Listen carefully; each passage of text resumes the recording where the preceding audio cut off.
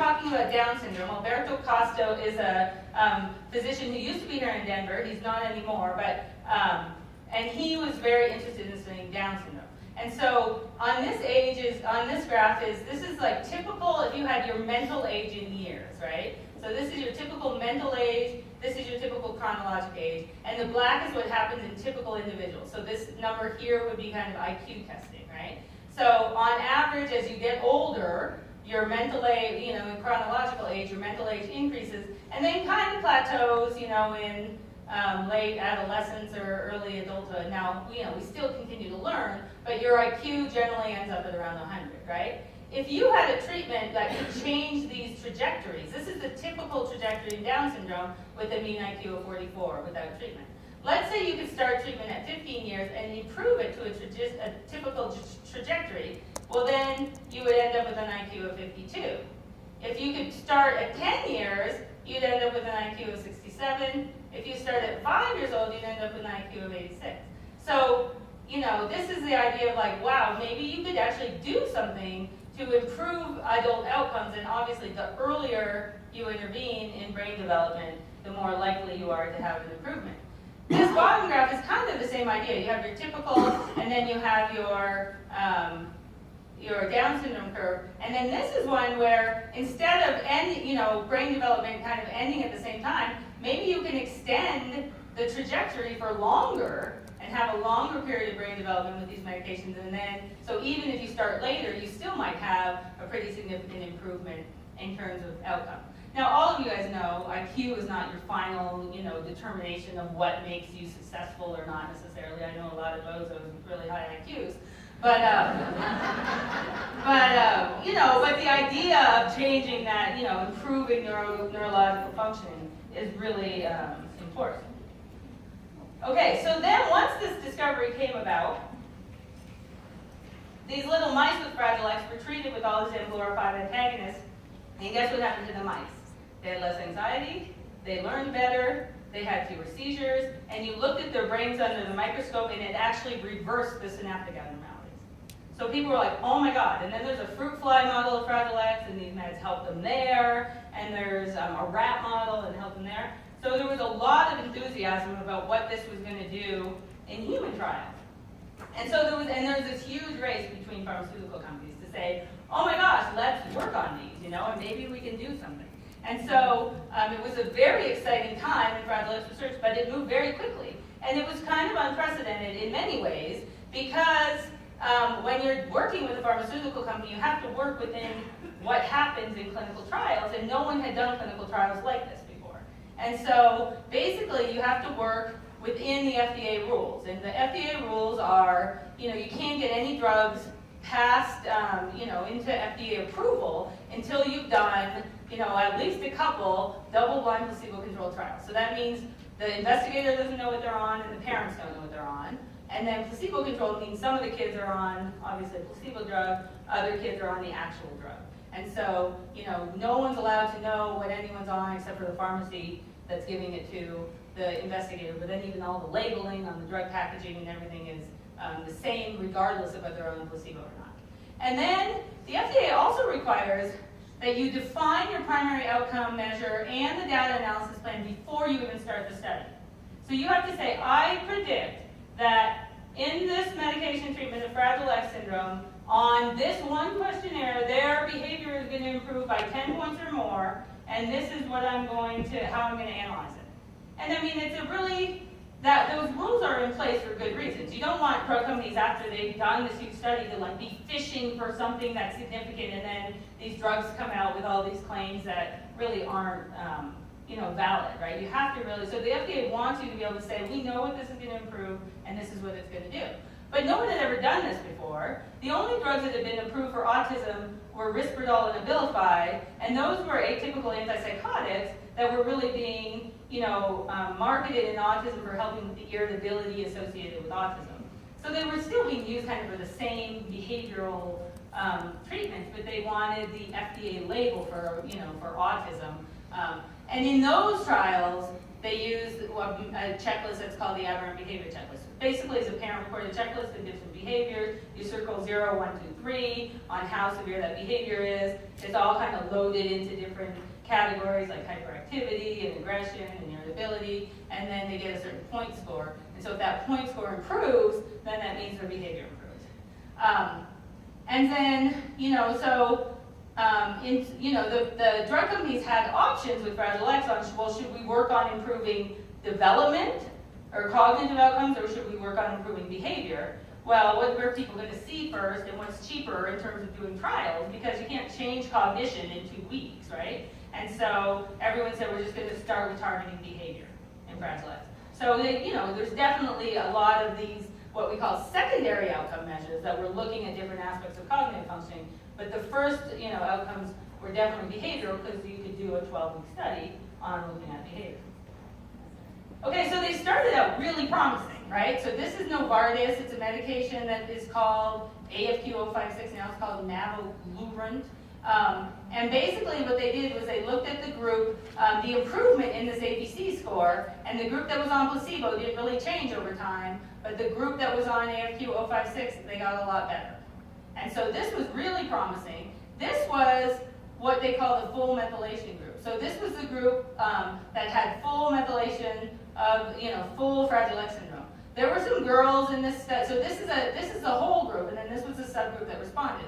There were some girls in the study. There were some mosaic males who didn't have full methylation. And so what they actually looked at in here was not statistically different when they compared placebo to the drug. But when they looked at, well, who did respond, it was the fully methylated males that responded. So they said, okay, our next study is going to be on fully methylated males. We're not going to let any of these other people be in the study so we can really evaluate it. Arbaclamine was another one that wasn't an mGluR5 antagonist, but it was a GABA agonist. So here's all your glutamate at the synapse. They don't have FMRP, so they have these overactive mGluR5 pathway. And this slide does all these crazy things. So if you stimulate arbaclamine, you actually decrease your glutamate at the synapse. So it's the same idea as blocking these receptors. So this was Seaside Therapeutics. They were really positive. The guy who discovered the mGluR5 pathway was part of this drug company. And then they also had some really positive initial results. This was the first paper. They had 63 patients in a randomized double-blind placebo-controlled trial. Phase 2 means this is the first time it's been tried in humans without the condition. Now they're trying it in humans with Fragile X. And what they found was, this is one of the measures that they used in this trial. So this is what's called a CGI. So basically, when the investigator sees the patient, they have to decide, is this patient not changed compared to before? Are they a little worse, much worse, or very much worse? Or are they a little better, much better, or very much better? And you make this decision kind of at the end of the research appointment, when you look at their behavior questionnaires, and you look at their what their parents say, you kind of think, I think this kid's getting better, or I don't think this kid's getting better. So it's your impression of seeing the kid, and then all the information you have. And this seems like a pretty crude measure to use for an FDA trial, but actually a lot of psychiatric meds, this is how they're approved, is based on this clinician global impression. So when you looked at placebo versus STX-209 in the entire group, again, there was not a difference.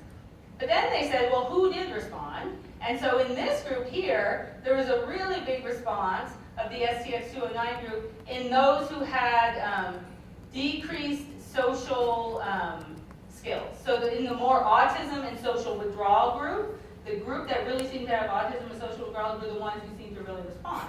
So they said, okay, well, in our next study, we're only going to use, we're going to require that they have high social withdrawal scores to be involved in the study, because we think this is the subgroup that these medications actually work in. And then there were a bunch of other ones. There were some by Roche, so there was an adult and adolescent study, there was a foxtail study. This went down to 8. But the other thing the FDA requires is that you prove safety and efficacy first in adults and adolescents before you move down to kids, right? So all of the studies have to start at adulthood, whereas you guys remember from those graphs, there's not probably as much potential for change compared to those younger brains. And then we started getting May 2013, so this isn't even 10 years. Those next rounds of studies all ended up being negative. So Seaside announced the end of their extension study because they were running out of money. Novartis, which is a much bigger company, still kind of concluded that we're not going to build this program because we're not sure if there's any real effects in the next trials. Roche discontinued their study drug. And so this period of time was a really disappointing time because we had all been involved in these trials and really, honestly, working with a lot of the patients. There were some where I don't know if they changed. There were others where there were clear benefits. And after we took them off the medicine because, the studies ended, they got so much worse. And then parents over time still ask me all the time, well, when is that medicine going to come back? And this is true for all of the different meds. Not everyone responded. We still don't know why some did and some didn't. But there definitely was effectiveness in some of the kids. And, after we were unblinded, when the studies were over, we were able to see, oh yeah, and then there was, very importantly, a huge placebo effect.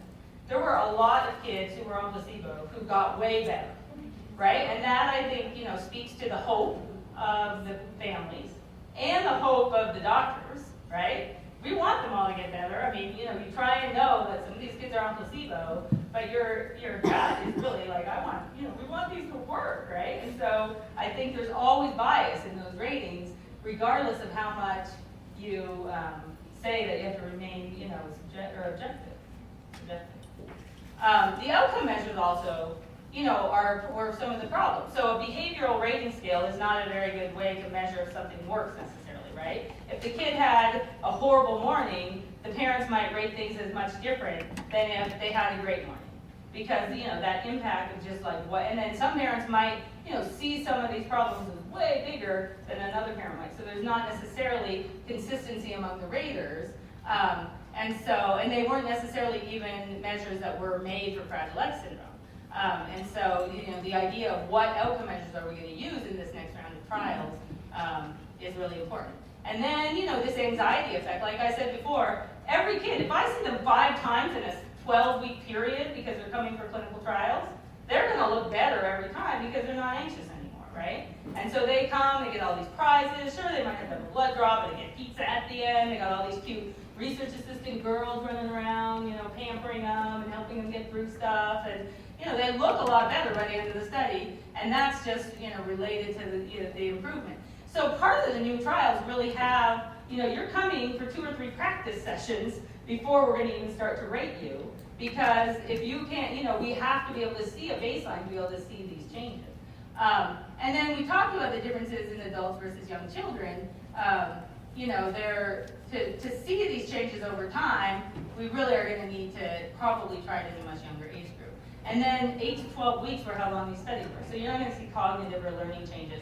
And in any 8 to 12 week period in the child, there's either starting school, starting vacation, stopping vacation, and all these other factors, right, that go into what their behavior looks like. And so, how you filter out all of that messiness of real life when you're trying to interpret these results. So, the positives, though, are that definitely some of the drugs are going away. Autism Speaks, the Simons Foundation bought the rights to our baclofen, and they're waiting to test it not just in autism, but also, again, in Fragile X syndrome. And so, because they also did some autism trials that were pretty promising as well, and this was one that a lot of patients had really positive response to. So that's really good. And then we definitely have had some subsequent studies. There was one done by a group called Neuron, which is really exciting. They're looking at an IGF-1 analog, which is an insulin growth factor analog in the brain. And they've been studying it in Fragile X syndrome and Rett syndrome, and they just published positive results in improvement in Rett syndrome symptoms in the same compound. And so, so despite all the initial kind of trials in Fragile X, they learned from mistakes, we used it in Rett syndrome, and then really were able to do a really good trial where they showed positive results in terms of improving symptoms in Rett syndrome. And so that's really good, and hopefully they're going to go on to, at least if they get an FDA approved for Rett syndrome, then it's easier to study an FDA approved medication in Fragile X, so we can look at it again. But it did show a lot of promise in its initial phases in Fragile X as well. Neuronext is another study that we're starting. Novartis was one of the drugs that really had positive, super positive response in some patients, but when you looked at the whole group and tried to get that primary outcome measure to come out as positive, as statistically different. It never came out, but there was still a lot of kids who really responded. So in this trial, it's going to actually be 16 months long. They start the trial with all these practice periods, and then and the only people allowed in the trial are 3 to 7-year-olds.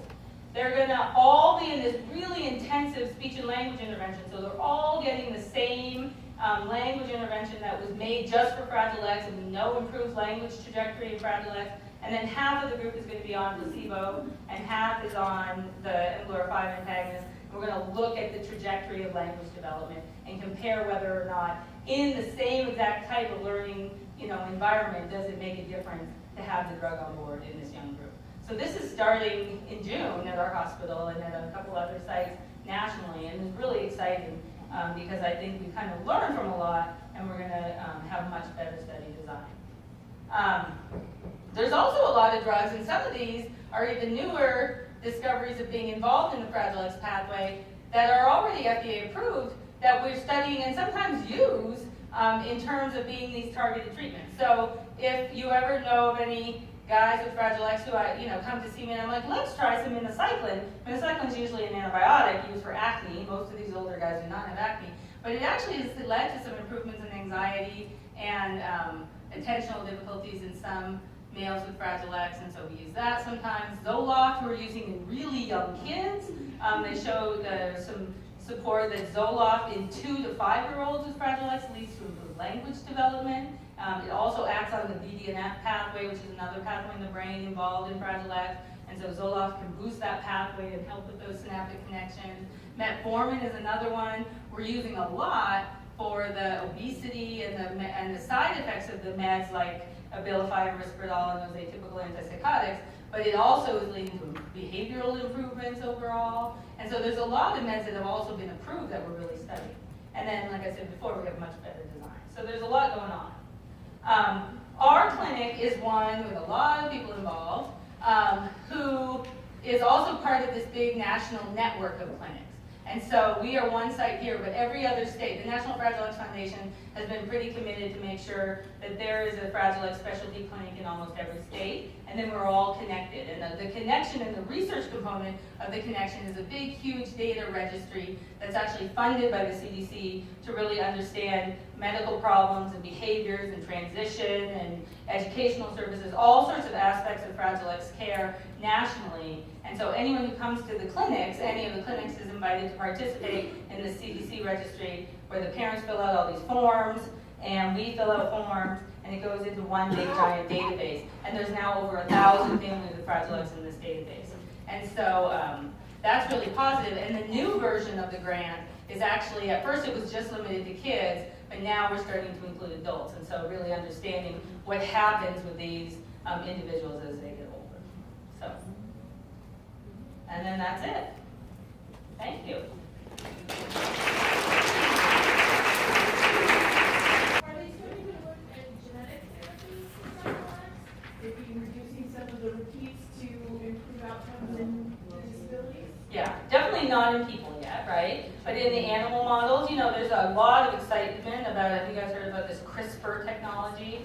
So CRISPR is this big discovery where it actually, I'm still not 100% sure how it works, but they can go into a gene and change the genetic code even in just one section, or cut out little parts of the gene and replace it with other stuff.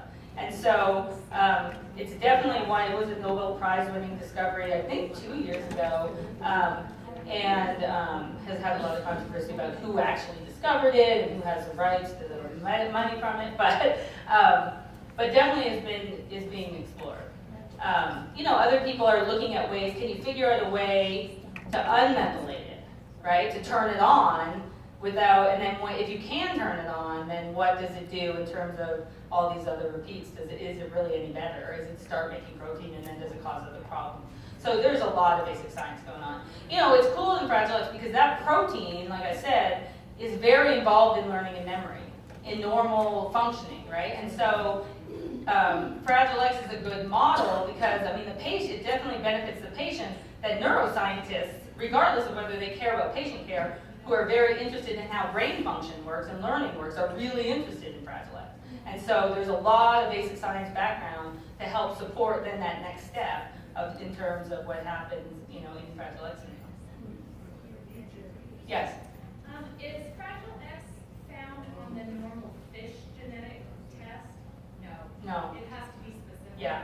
So if you fish for something, what you're looking for is a little tiny deletion, like a missing part of a chromosome, or an extra part of a chromosome, and you have to tell them, I'm specifically fishing for 22q deletion or whatever else. Fish testing is used less and less as there's a new technology called a microarray that really is like doing a gazillion little fishes to find what areas of chromosomes might be missing or active. And so, but you have to order for Fragile X a DNA PCR for Fragile X syndrome. Otherwise you won't be able to find it. This is such a weird thing. Yeah. My son, at about 3.5 or 4 or 5, went to the radiology. Uh-huh. And I was convinced he had Fragile X. So I did another test. Yeah. And it wasn't conclusive. And then we had another test. And I don't think it was positive. This was back in the 1990s. Yeah. And he has that typical Yeah. face. I've always wanted to say, the autism streak was in my husband's line. Okay. But I'm wondering, is this something maybe I should kind of revisit the test? Yeah. Because the testing has changed a lot. I mean, it's called Fragile X because the way you used to find it, let me see if I can find that slide because I don't think I talked about it, is that before, it's called Fragile because of that expanded area, there was like one way you could find the actual broken piece, that little fragile site. See how that little end is kind of broken off? So that was when basically people were trying to look at whole chromosomes, and you would have to look at it in this one certain culture medium, and it was really hard to identify it. And it took a long time for them to be able to identify it through PCR, but it used to be this really complicated testing, and it missed a lot of cases because they couldn't see it. And so I would say, if you really feel like all of the features fit, if there's any family history that might be concerning, it would be your side of the family. Sorry. But it's worth rechecking. And if not, the technology related just to, when we used to look at chromosomes and the karyotype, I mean, we found so many more disorders now because now they look very carefully. And so if you only had tested back in the 90s, I mean, there's a huge whole new generation of genetic testing we would do now. I remember she was totally convinced. Yeah. So maybe. There's other ways you can have Fragile X. Like some people have actually a deletion of that gene.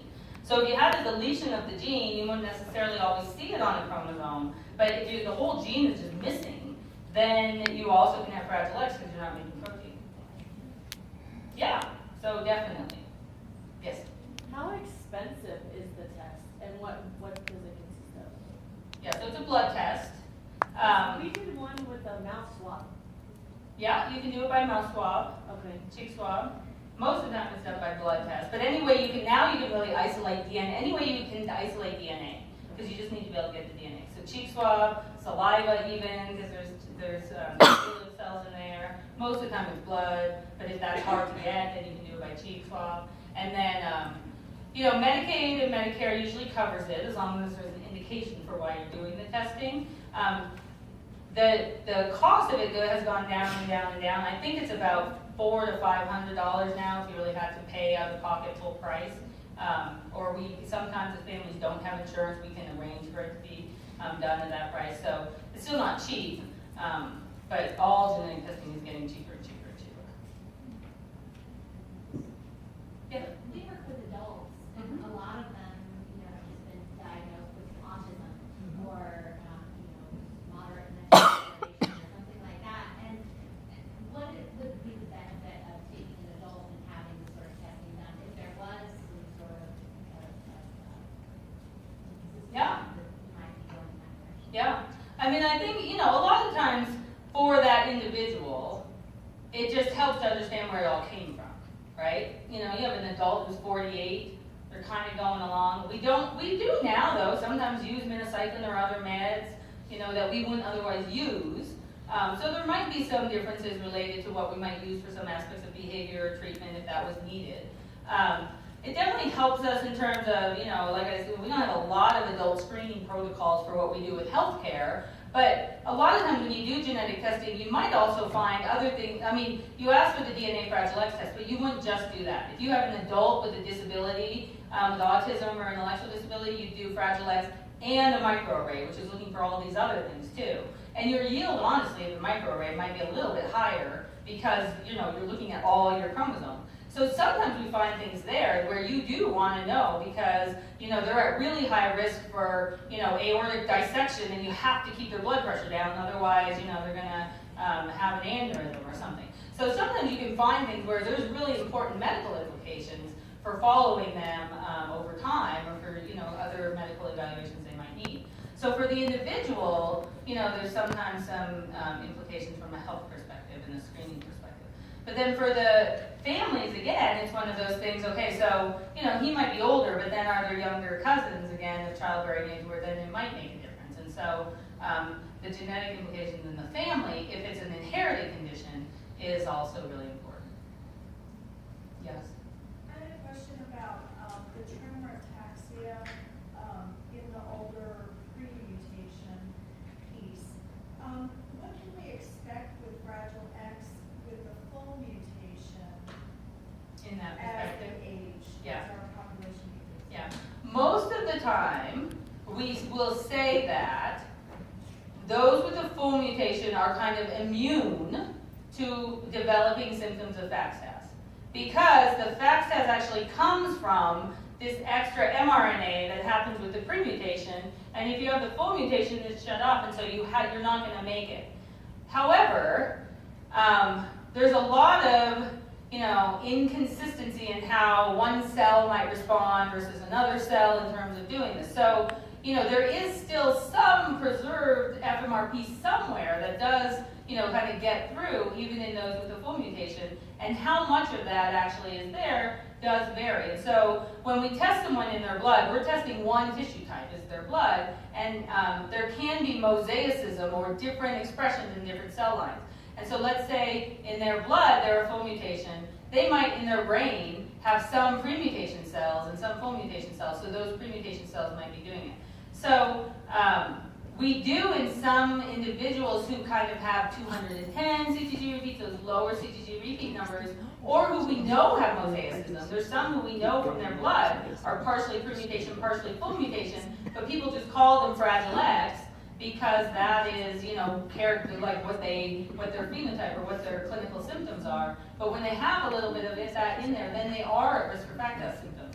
So we've been watching very carefully our adult men for tremor, changes in their gait. Usually gait is a little bit funny in adults with Fragile. I mean, anytime they try and do like these kind of balance moves or anything, they can't do it even as kids or adults. And so a lot of the neurologic coordination exams are already a little bit off, but then any deterioration of those symptoms related to balance, numbness or tingling, neuropathy is another big symptom, and then any tremors or anything else, we really definitely want to evaluate. And we actually would refer them to University Hospital to see Maureen Levy, who was one of the first docs to describe FACTAS. In general, with aging, is there deterioration in the symptoms that we struggle with when they're children?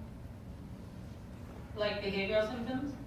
Yeah. Behaviorally with aging, usually some of the hyperactivity stuff gets better. Anxiety and kind of reclusiveness and some of the rigidity, all of us get a little more rigid as we get older, right? And so we like things this way and that way. So they already have that already, but we can see some of the older guys with Fragile X sometimes get a little bit more reclusive with aging. They don't want to go out as much. They're more rigid in what they have to, do in their certain way. So sometimes the pattern a lot of times is that when they were younger, they were on meds, then they actually kind of got better, they were off of them for a while, all these routines were nice, and then you start to see kind of anxiety creep back in there.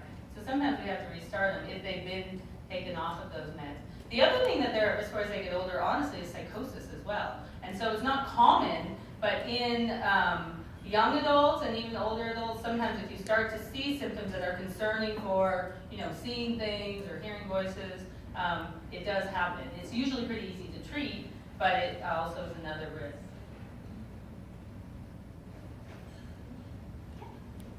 So thanks everyone. It was a pleasure to be here.